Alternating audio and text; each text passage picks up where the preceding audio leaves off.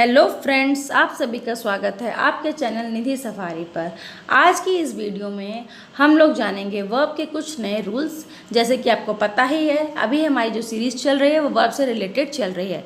Previous video में भी हम लोगों ने वर्ब से रिलेटेड कुछ रूल्स को जाना था और आज हम उसी चीज़ को कंटिन्यू करते हुए कुछ नए रूल्स को जानते हैं। तो चलिए शुरू करते हैं आज की वीडियो।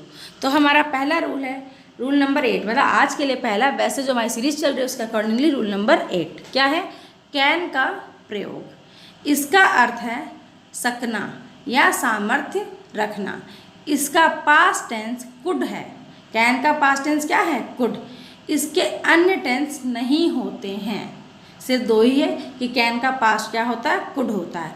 आई कैन रन का अर्थ है मुझ में दौड़ने की क्षमता है। क्या है? मुझ में दौड़ने की क्षमता है। दूसरी चीज़, अनुमति के अर्थ में मे माइट के स्थान पर कैन कुड का भी प्रयोग हो सकता है।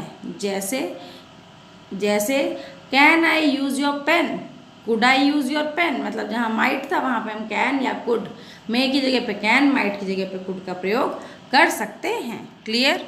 आगे बढ़ते हैं, इसको इतना कर देते हैं, ठीक है। अब क्या कह रहे हैं? एक मिनट। अब क्या कह रहे हैं कि फ्यूचर टेंस के साथ कैन का प्रयोग नहीं होता। फ्यूचर टेंस के साथ कैन का प्रयोग नहीं होता है, तो फ्यूचर टेंस में कैन का बोध कराने के लिए एबल टू का प्रयोग किया जाता है। जैसे ही विल बी है तो क्या हुआ? फ्यूचर हुआ ना। तो यहाँ पे हम कैन तो नहीं यूज़ कर सकते, तो हम क्या लिखेंगे? Able. He will be able to do his duty. Clear? Next है हमारा रूल नंबर 9, ऑट का प्रयोग। ओ के पास्ट टेंस में इस शब्द का अर्थ होता है चाहिए। क्या होता है? चाहिए। जैसे, और चाहिए शब्द में नैतिक बाध्यता का भाव निहित होता है। मीन्स कि जो नैतिक नियम है उसके अनुसार आपको वो काम करना चाहिए, लेकिन आपको प्रेशराइज नहीं करेंगे कि नहीं नहीं करो ही करो। ठीक है? तो देखिए क्या है यहाँ पे, जैसे we ought to obey our elders. Means क्या है? नैतिकता क्या कहती है कि हमें अपने बड़ों का क्या करना चाहिए? सम्मान करना चाहिए। We ought to obey our elders. Ought के बाद सदैव टू का प्रयोग होता है। ऑट के बाद हमेशा टू का प्रयोग होता है। ऑट प्लस परफेक्ट इन्फिनिटिव से किसी कार्य के न संपन्न होने का भाव व्यक्त होता है। जैसे we ought to have gone there. इसका अर्थ क्या है कि हमें वहाँ जाना चाहिए था परंतु नहीं गए। क्लियर है? अब इसके बाद हम बढ़ते हैं अपने नेक्स्ट रूल की ओर, जो कि है मस्ट का प्रयोग, यानी कि रूल नंबर 10। क्या है समझते हैं, चलिए। रूल नंबर 10 हमारा कहता है मस्ट का प्रयोग बाध्यता का भाव व्यक्त करने के लिए प्रेजेंट एवं फ्यूचर टेंस में किया जाता है। पास्ट टेंस में मस्ट के स्थान पर हैड टू का प्रयोग किया जाता है। आपको ध्यान रखना है कि प्रेजेंट और फ्यूचर में मस्ट होगा, पास्ट में आपका मस्ट की जगह पे हैड टू होगा। जैसे we must do, he had to कम।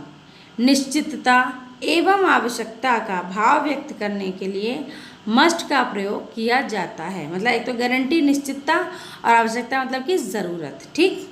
जैसे he was in a bad condition, he must be dead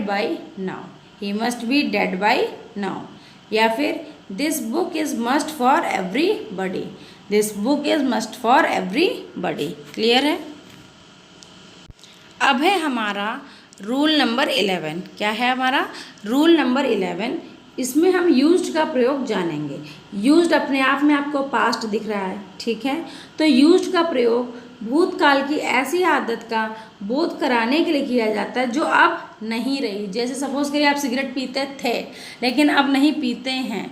आप कहीं जाते थे लेकिन अब नहीं जाते हैं। जैसे I used to go there, मैं पहले वहाँ जाता था परंतु अब नहीं जाता हूँ। जैसे कोई बता रहा है कि भाई पहले मैं उस बार में जाता था लेकिन अब मैं वहाँ नहीं जाता हूँ। क्लियर? अब हम बढ़ते हैं नेक्स्ट रूल की ओर। रूल नंबर 12 क्या कहता है, आइए देखते हैं। विल और शैल का प्रयोग अब हम लोग जानेंगे, ठीक है। रूल नंबर 12 में क्या चीज़ है, प्रिंसिपल वर्ब यानी कि मुख्य क्रिया के रूप में विल का अर्थ होता है इच्छा करना, ठीक है। मतलब हम सोचते हैं ना भगवान हमें ये भी चाहिए वो भी चाहिए, वही सब इसमें आता है। पास्ट टेंस क्या हो गया, विल्ड, उसका अर्थ क्या होता है, वसीयत करना। जब माँ बाप अपने बच्चों के नाम पे अपनी ज़मीन अपनी प्रॉपर्टी वगैरह कुछ भी लिखते हैं, वही होता है वसीयत करना। जनरली माँ बाप करते हैं, वरना कोई और भी कर सकता है जो भी आपको संपत्ति में हिस्सेदारी देना चाहे। तो सहायक क्रिया के रूप में विल क्या है, फ्यूचर टेंस का द्योतक है। इसका पास्ट फॉर्म क्या होता है, वुड होता है।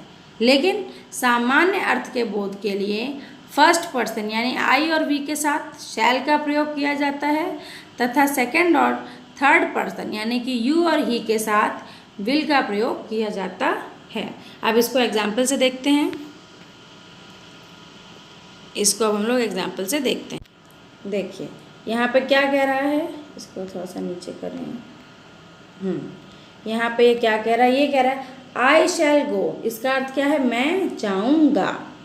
संकल्प एवं इरादे का भाव व्यक्त करने के लिए फर्स्ट पर्सन के साथ विल तथा सेकंड एवं थर्ड पर्सन के साथ शैल का प्रयोग किया जाता है। जैसे कहा मैंने आई विल गो, इसका अर्थ क्या है, मैं अवश्य जाऊंगा, ठीक है। अब प्रश्नवाचक वाक्यों में आई और वी के साथ सदैव किसका प्रयोग होता है, शैल का प्रयोग किया जाता है। जैसे देखिए, इसको हल्का सा करते हैं, ठीक है। जैसे आपसे कह रहे हैं शैल आई गो देयर, ये थोड़ा सा ऊपर हो गया, हाँ, शैल आई गो देयर, ठीक है, क्लियर। अब बढ़ते हैं रूल नंबर 13 की ओर। रूल नंबर 13 आपका क्या कहता है, रूल नंबर 13 कहता है निम्न वर्ब्स के बाद जब इन्फिनिटिव ऑब्जेक्ट के रूप में आए तो इन्फिनिटिव के पहले हाउ का प्रयोग होता है। किसका प्रयोग होता है, हाउ का प्रयोग होता है। कौन कौन सी verbs, decide, discover, observe, forget, see, know, teach, wonder, show, ask, inquire, explain. अब एग्जाम्पल से समझें इसको। क्या कह रहे हैं, I don't know how to do it, I don't know how to do it, ठीक है। तो यहाँ पे आ गया ना आपका हाउ, क्या आ गया, हाउ आ गया, ठीक है, जब आपकी इन्फिनिटिव वर्ब होती है। इसी तरीके से I teach him how to make it, I teach him how to make it. तो देखिए टीच वाला आया कि नहीं आया, ये नो वाला आपका आया, ये आपका पहले नो है और ये आपका टीच वाला है, ये रहा, क्लियर। अब बढ़ते हैं नेक्स्ट रूल की ओर, रूल नंबर 14। थोड़ा सा ऊपर बढ़ा लेते हैं। रूल नंबर 14 देखिए क्या कहता है, कभी कभी वाक्य में नाउन का प्रयोग किसी उद्देश्य के साधन के लिए किया जाता है। इस नाउन के बाद इन्फिनिटिव आता है और इसके बाद एक उपयुक्त प्रीपोजिशन, जैसे he built a house to live in, ये आ गई प्रीपोजिशन। आगे की वीडियोस में हम लोग प्रीपोजिशन को पढ़ेंगे काफ़ी ही डिटेल में, ठीक है। तो देखिए यहाँ पे क्या है, इस वाक्य में नाउन क्या है आपका, हाउस, नाउन क्या है, हाउस। इसका प्रयोग उद्देश्य क्या है, लिव, रहने के लिए कर रहे हैं, के साधन के रूप में किया गया है। तो हाउस के लिए जो आपका इन्फिनिटिव है, हाउस के लिए जो आपका इन्फिनिटिव है टू लिव, इसका क्या किया गया, प्रयोग किया गया। क्या किया गया, प्रयोग किया जाता है, जिसके साथ इसके लिए उपयुक्त प्रीपोजिशन इन भी लगा है। क्योंकि हम यहाँ पे बता रहे हैं कि अपने घर क्यों बनाया है, रहने के लिए, इसीलिए प्रीपोजिशन का यूज़ हुआ है इन, इसीलिए प्रीपोजिशन का यूज़ हुआ है इन, क्लियर है। इसी को थोड़ा सा आगे बढ़ा लेते हैं। ठीक, तो यहाँ पे क्या कह रहे हैं, यह वाक्य बिना उपयुक्त प्रीपोजिशन में नहीं लिखा जा सकता है। अर्थात आप इसको ऐसे नहीं लिख सकते हैं क्या कि he built a house to live, live के बाद आपको इन जो है लिखना पड़ेगा, अदरवाइज ये सेंटेंस आपका गलत हो जाएगा। क्लियर है, क्लियर है फ्रेंड्स। नेक्स्ट रूल है हमारा रूल नंबर 15। ये क्या कहता है, allow, advice, order, force, tell, permit, request, remind, invite ऐसे ट्रांजिटिव वर्ब्स हैं जिनके बाद ऑब्जेक्ट तथा इन्फिनेटिव का प्रयोग किया जाता है। जैसे he ordered me to shut the door. ऐसे वाक्यों को बिना ऑब्जेक्ट के इस प्रकार नहीं लिखा जा सकता, he order to shut the door. ऐसे हम इसको नहीं लिख सकते हैं। क्लियर है? इनमें क्या है, ऑब्जेक्ट के बाद इन्फिनेटिव का प्रयोग किया जाता ही है। क्लियर? तो फ्रेंड्स, आज हम लोगों ने रूल नंबर 15 तक सीखा। ठीक है, उम्मीद है आपको यह वीडियो पसंद आई होगी। यदि वीडियो आपको पसंद आई है तो आप वीडियो को लाइक एवं शेयर करें, और चैनल पे पहली बार आए हैं तो इसी तरीके की वीडियोस पाने के लिए चैनल को सब्सक्राइब करें, ताकि न्यू वीडियो अपलोड होते ही आपके पास इंफॉर्मेशन नोटिफिकेशन के रूप में पहुंच सके। और जिस प्रकार से अपने प्यार से आप लोग अपने इस परिवार को बढ़ाते जा रहे हैं, तो मैं यही चाहती हूँ कि अपने इस प्यार को और बढ़ाइए, ताकि हमारा परिवार जल्दी से जल्द और बड़ा हो और मजबूत हो। तो मिलते हैं एक नए वीडियो में नए टॉपिक के साथ। तब तक के लिए नमस्कार।